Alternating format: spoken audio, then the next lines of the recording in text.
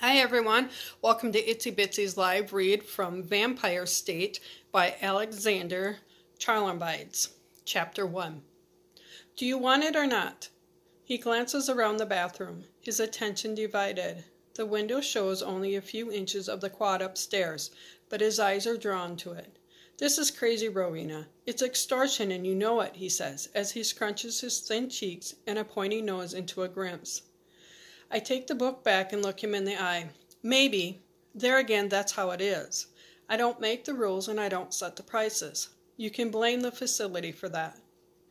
It's almost midday when the sun is highest. That's when they come, proving it doesn't bother them, marching across the grounds to stand in our assembly hall. In here, all you can see are the goose-stepping shadows projected onto the bathroom walls behind us. Okay, fine. He presses a ball of cash into my hand, grabs the book, and runs. I close my eyes and smooth out the notes with the palm of my hand. The smell of money wipes out the chemical scent they used to cover the purpose of the room. It's more than I wanted, which means I was right. It pays to do deals with the skittish kids when my jack-booted pals are stomping past. I stuff my hand into my jacket pocket, rummage around, and pull out one of the watches I traded. I prefer digital. They're easier to read, but most of the fancy ones from last month's test answers make great pawn shop fodder. They're good for telling time too, it turns out, and just like I thought, I'm running a little late. The downside with skimmage kids is that sometimes they hesitate, take too long, or never show up at all. That, or they're just gone. That's happening a lot. Anyway, it's almost assembly time. Meeting like this, I don't get a lot of time to be where I need to be. I slide out of the girls' bathroom and down the empty, echoing halls, rolling my shoulders so that my jacket settles against my body and makes all the pockets I filled harder to spot. The sun's out, birds are singing, not a cloud in the sky. On days like these, I can see why they built our school the way they did. Fox, sandstone, glass, and chrome, all standing out against the proud Evanston fine forest. If you didn't know any better, you'd say it was another peaceful day in our humble little country. Except, oops, where's the flag that should be flying over us? The nice green and yellow one with the very same pointy pine trees we love so much. It's gone. Instead, there's a very different flag. A great black bat with two heads. One looks left, one looks right. Oh, and there's a tank right underneath the flagpole, a real one, taller and wider than all the school buses and parents' cars parked right next to it. Just in case anyone gets any ideas. Just in case the sun and the wind and the trees let you forget, even for a second. The assembly hall's not far, so I slide in with the crush. Nobody wants to miss assembly, not because they're serving free food. To be honest, I've never been on the wrong side of the ingredients. I'm not that stupid. The fact that I can't see over anyone's head is a reminder I don't stand out much. My point is, nobody ever told me the penalty for missing these special assemblies. They didn't need to. Who knows? Maybe they prefer you to use your imagination. The hall's not much different from how it always was. It used to pull double duty as a gym, so it's polished wood, big windows, and ringing echoes. Only two things have changed, and I can see both from where I sit, down on the floor with the rest of the kids. First, the Sangridians. There's 10 or so, not counting the officers, but we're not talking grunts. These aren't the same as those that march around on patrol. No, these guys are clean. Their gear's all straight. Their guns are big and shiny. Polarized visors sit closed on their gray-ash faces, and their posture is perfect. They don't speak. They don't turn. They swivel to face the elephant in the room, a huge black-rimmed portrait. It was one of the first things they put up, a few days after we lost all of our TV channels and internet. I still don't know who it is. All I know is he's in charge. The teachers line up, hands over hearts. With no more prompting, the daily singing along starts. I don't know the words. Who does? I hum it, pumping up the volume when things crescendo. Not that I've ever been loud. It's been good enough so far. I don't think the Sangridians care if we know the words or not. Maybe that's why they never taught us what that song's about. They want to scare us in their succeeding. I'm pretty sure the loyalty officer, who stands next to the principal, could point into the crowd and have his goons grab any one of us. I pick up words here and there. They've been here long enough. Empire, forever, gifted, domination, conquers, and blood. Lots of blood. The song ends just like it started, but what comes next is worse. They stay quiet long enough for me to sigh and relax enough to tune out. Faithless, ignorant, wretched, yet wholesome in their potential for redemption, for transformation. I never look at my watch during these assemblies, but I always want to.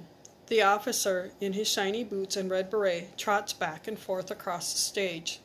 He reminds us all how grateful we should be and points out how easy it was to conquer a people with no pride in themselves. He even jokes about how weak we are. The sun, yes, your warriors thought daylight would save you, but then the thin-blooded are ever predictable. I hate sitting here like this, not allowed to move or speak. It's like trying to sleep. All the stupid thoughts keep bubbling to the surface. I'm used to it, being scared all the time, but I know some people can't handle it. A lot of my classmates dropped out, went with their families, tried to leave the country. I don't know how far they got, but I've never heard from any of them. Delson was one of them. It doesn't hurt to think about him. I think the feeling's closer to anger, not enough to feel raw. Your futures are uncertain, yes, but the Empire is merciful. You will learn discipline, patience, and we will better you.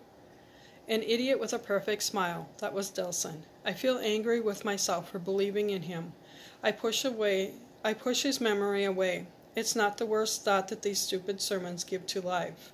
Just like that, one of the more familiar, unhelpful thoughts rises to the surface. Someone's taking in all this bullshit, nodding along to it, even cheering. What if the Sangridians are right to do this? What if everything they're saying is true? It's irrational, but I can feel myself wanting to believe it. It would make everything so much simpler. Is it just survival instinct, or can they really do that? People have always known the Sangridians existed, but I guess they never seemed real enough to be a threat. When they came north, there were so many crazy stories flying around, and all sounded dumb, like a viral marketing campaign for a new horror movie that got way out of hand. Now I know at least some of them were true. They're stronger than us, tougher and faster too.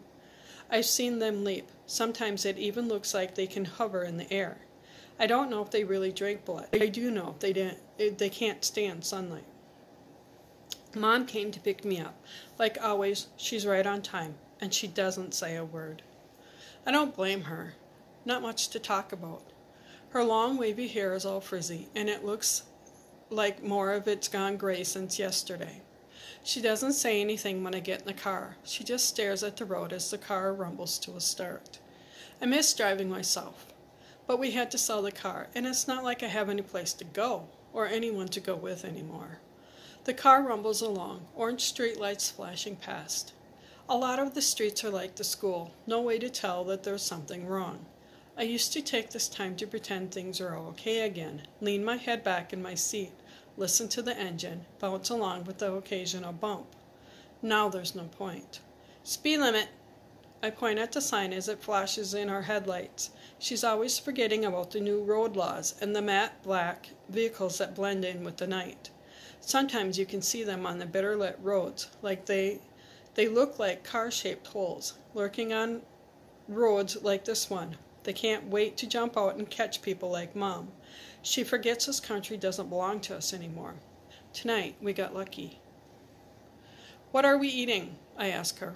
Who knows why? I just need to hear someone talk. I don't know, she says with a sigh. Your father's the cook. It's going to be one of those nights, like I need reminding he's gone. There's not much left to do but wait for the lights to fade away. I used to be able to count this number of street lamps with my eyes closed. Now I have to keep my eyes open, just in case there are any Sangridians lurking by the side of the road. Up here, all the pine trees wangled reeds, an occasional bear track. It's not Rowena. Mom breaks into my thoughts, and I can see why. There are lights in the trees and vehicles in the driveway. Not the heavy troop carriers that are all over the place. These are long, black cars, 3 of them at least. She guides the car to a halt just outside the pool of light around drive. Can you drive? She asks, switching the engine off in the shadows. You know I never actually got my license. Stay here. Mom gets out and looks back at me. Use your phone and time me. If I don't come back or message you in 5 minutes, drive away. Go to a friend's house. I want to say. There are a lot of things I want to say, but she is already gone, walking through the weeds up our drive. Did she go too fast for me to stop her? Should I have said something? Someone opens our front door and she steps inside. I really thought I was used to being scared. It's frightening to realize you could lose something you always took for granted. The minutes pass. How long should I wait? I don't know what time it is when she went in. My phone beeps. It's fine. Come in. Be careful. I'm halfway there before I start to wonder what be careful means. I guess I've had lots of experience keeping quiet or watching my words. These are Sangridian.